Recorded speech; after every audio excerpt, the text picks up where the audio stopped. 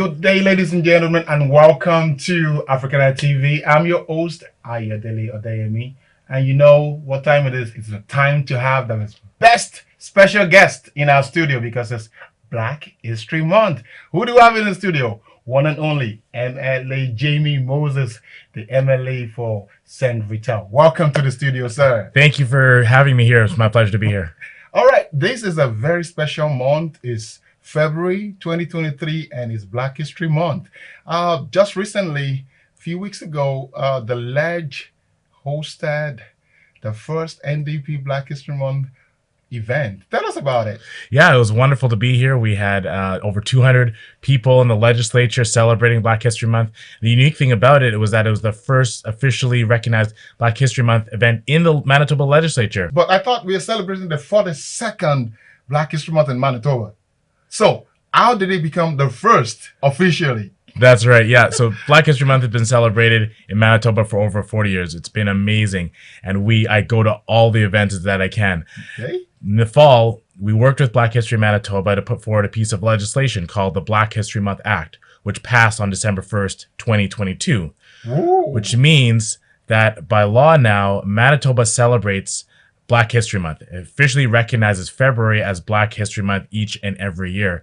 And now, so that makes it that the first officially recognized Black History Month by the province of Manitoba. So it's a really unique, special year. Wow, that is phenomenal. So the past 40 years, the past 4 decades, we've just been celebrating Black History Month unofficially, but finally, officially, we celebrate through a new act and a new law. I found out through my little research, you spearheaded this new law. How easy was this whole process? How long did it take? And how collaboratively are other parties that were involved to make this into law? That's a great question. And first of all, I think the whole point is to appreciate and thank the people who have been doing the work to celebrate Black history for all these years, and to recognize that work, and then to now hopefully bring Black History Month to new eyes, to new ears, to new people who maybe haven't celebrated it in the past before. I started to work with community partners from Black History Manitoba like Nadia Thompson, Rhonda Thompson, and Miss Mavis McLaren since the spring and throughout the summer. We had these conversations about what this could look like, and they were supportive of the idea of bringing this piece of legislation forward. We kind of drafted a bill and we worked with the legislators to write something down. And then we formalized it and brought in a piece of legislation called the Black History Month Act, which we were happily to have passed unanimously in the Manitoba legislature. I sponsored the bill, and it was seconded by my colleague Uzoma Asaguera, a MLA from Union Station. And together, we were able to pass that bill unanimously. Unanimously, you say it was passed. I'm so glad and happy that we had the likes of you, when I say the likes of you, I'm talking about my skin tone, because there's a lot of things going on in the world now, especially as UNESCO said, this is the decade for Black people. And it's a timely thing for this to happen and for you to spearhead this. And one thing I would like to ask you is this. Having this law in place, should we be looking forward to many other laws that will put and help bring the Black suffering? Because lately there's been a lot of open space segregation, racism, fight, including workplace, including home, including family, including people moving down like new immigrant. Are we going to be looking forward to more legislation from the likes of you in the House? It's a great question. And I think it comes back to the heart of the reason why we have our job. Our job is to make the lives of Manitobans better, right? And the lives of the people who we represent and the people who we work for better. Being one of the first 3 Black MLAs ever elected, I take that seriously. And as a role and responsible for representing more than just myself, but making sure that the community is aware of that role and being a representative of that in the Manitoba legislature for the first time. Now, in terms of helping people who haven't had that help before, that's exactly one of the reasons why I wanted to get in that job, to be that voice for people who haven't had that voice before, to be someone who can listen to stories and often share that lived experience or that come from that background that hasn't had that voice in the legislature before. So I'm very excited and looking forward to every opportunity I have to lift up those voices, to make those challenges that people face, to find solutions for them, and to work with any group that is looking to make Manitoba a better place, particularly for those who have been marginalized before. I love the way you put the answer, being the voice of the voiceless, and being in a place like this, because we have limited number of people representing us on the table.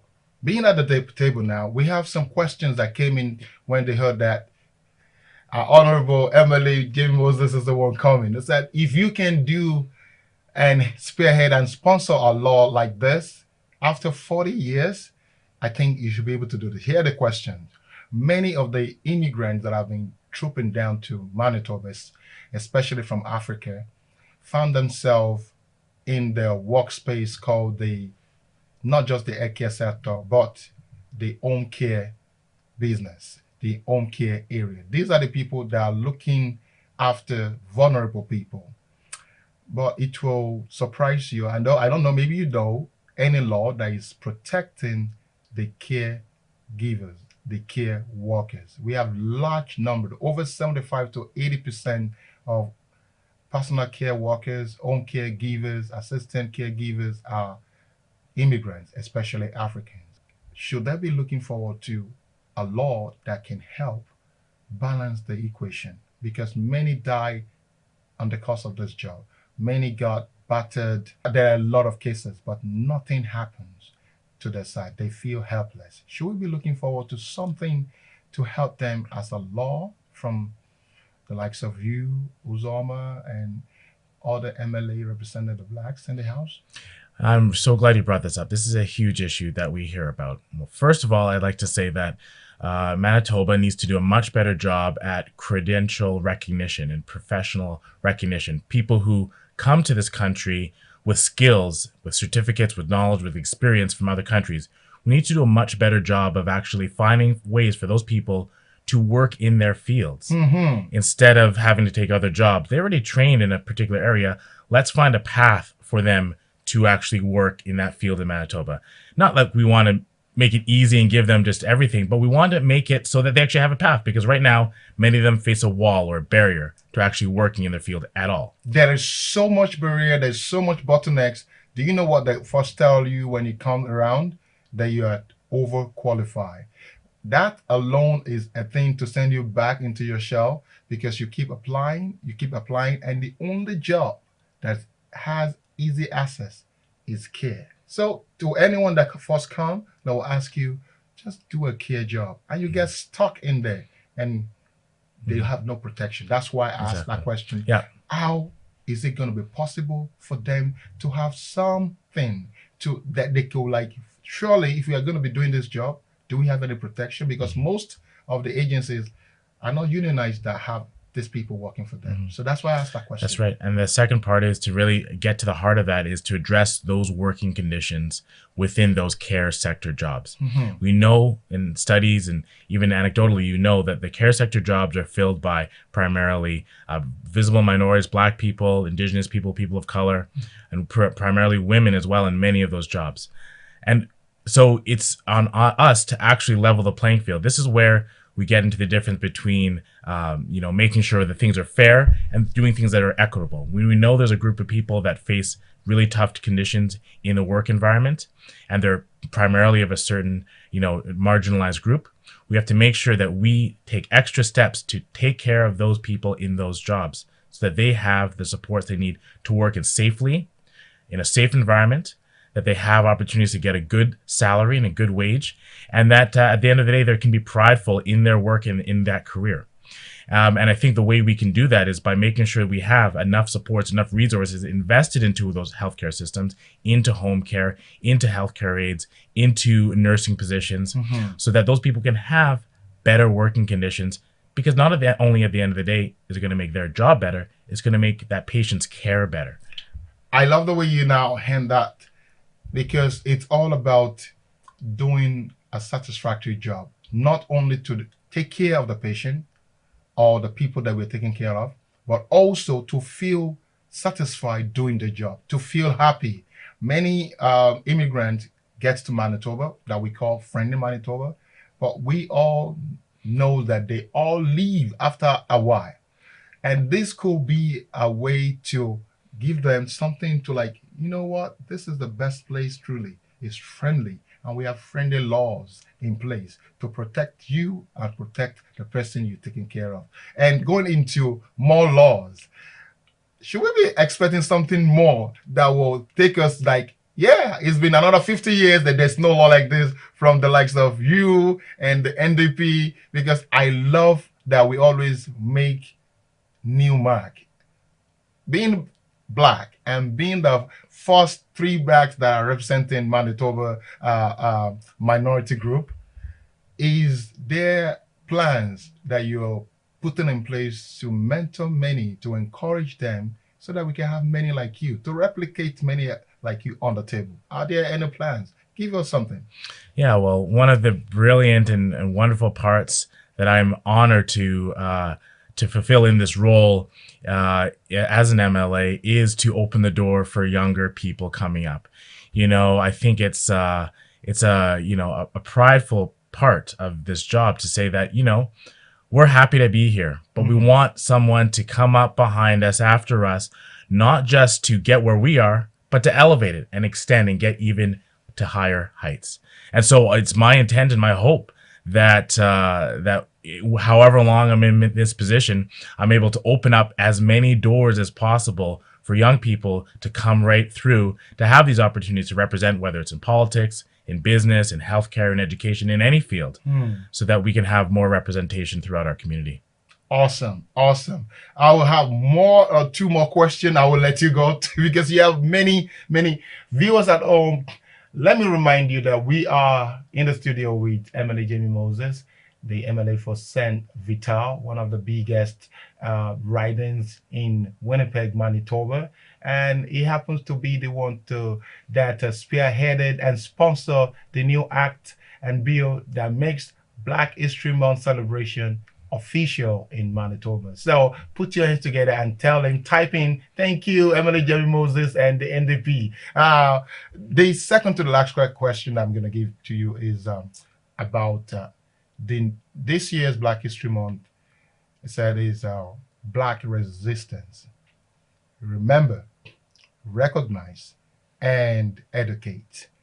Are there plans by your party to encourage better education for immigrants that are coming and those that are being on ground, especially the minority group, to encourage them and to put them in better state, because many areas are lagging?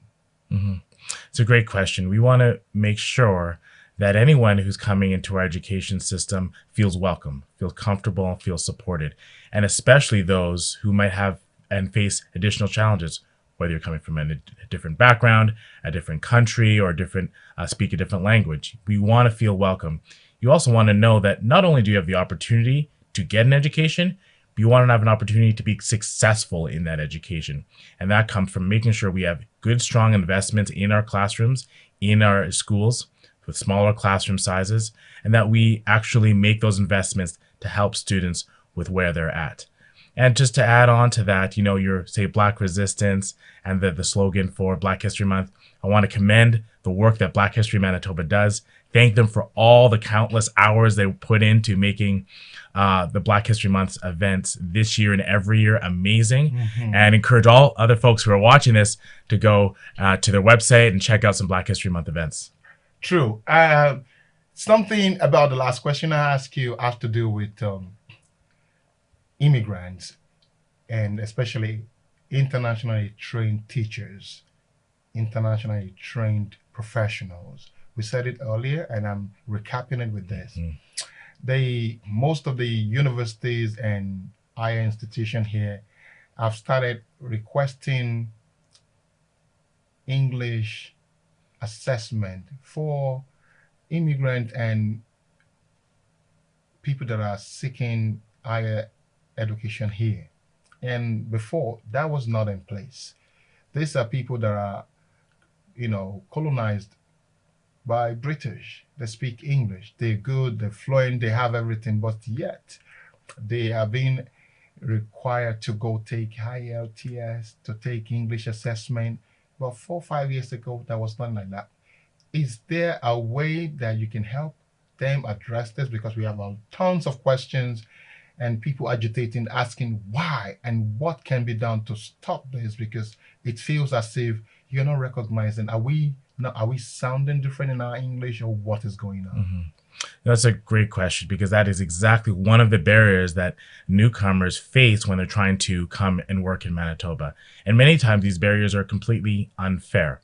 The system for language requirements needs to be reviewed. I'll give you a prime example here. Not even someone who is international, but someone who was born in Manitoba, educated and trained on a First Nation in Manitoba was required to take a language test. No, I didn't even know that. Yes, there were nurses and healthcare workers who were born and raised in Manitoba on First Nations who were required to take a language test. Now, that's is a system that tells me the system is not working properly. No. So it's completely true that it needs to be reviewed and find ways to make sure that both at the same time that people are qualified to work with people in Manitoba, but also that they're respectful for their cultural backgrounds and the language skills that they already have, including the fact that many of them speak English already.